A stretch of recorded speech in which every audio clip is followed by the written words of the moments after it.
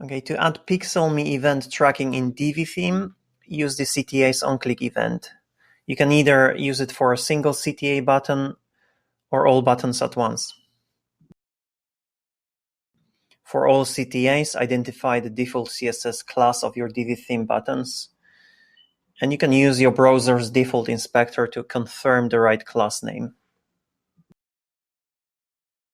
To narrow down to a single CTA button, just input a custom CSS class name in your DIVI CTA Module Settings.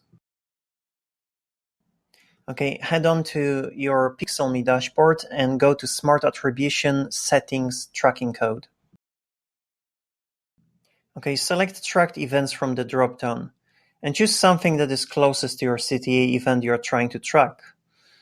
Don't forget to copy the generated event script. Okay, head on to your WordPress dash and go to DIVI Integration Header section. There you can insert the following jQuery script with the buttons class and your copied script from PixelMe.